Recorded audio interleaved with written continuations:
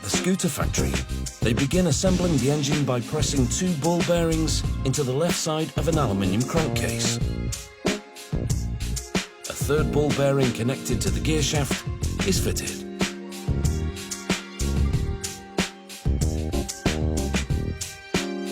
Next to be installed into the crankcase is the crankshaft. A gasket is placed on top of the crankcase to prevent oil leaks. Then the right side of the crankcase is placed onto a section of the left side. The two are bolted together. Next, 2 drive chains are fitted around the crankshaft, the second of which is fitted with a gear that connects to the oil pump.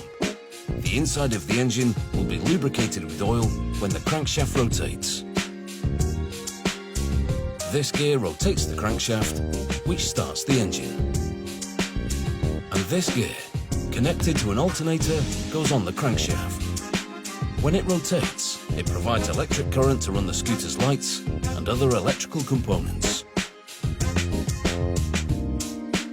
Then this part of the crankcase is closed with a cover, on top of which the water pump is fitted and the alternator is capped.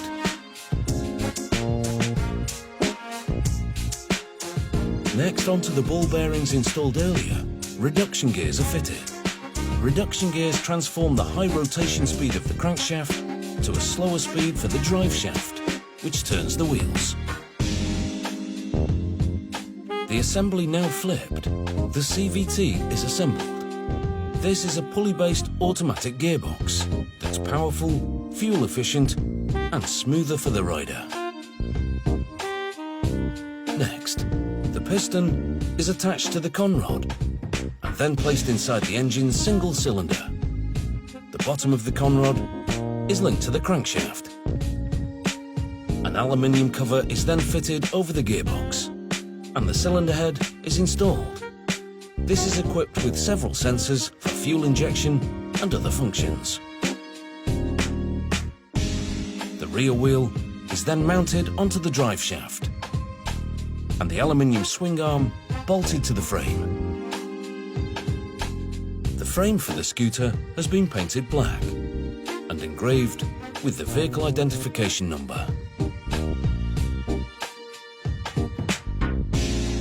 The frame is not only bolted to the front of the engine, but also to a large pair of shock absorbers at the rear.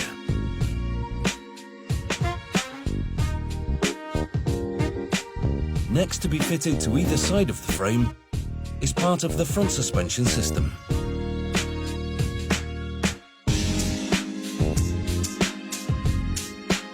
A wheel hub that has an integrated brake disc is then fitted to each side, and a brake caliper is fitted to each disc. To complete the front suspension, a shock absorber is fitted to each arm. Handlebars are then added, which include the brake levers with hydraulic cables to the calipers, as well as switches for the lights, indicators and horn.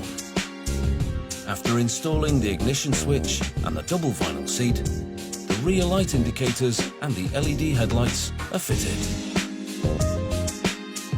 The last step is to mount the 2 front wheels and tyres. The finished scooter is put through a series of tests to check every function, including lights and indicators, front and rear braking, acceleration and the accuracy of the speedo. Having 3 wheels gives this scooter extra stability, and the suspension is designed to keep both front wheels on the ground, even when tilting on a sharp turn. Though if you're riding like this on the road, you're doing something wrong.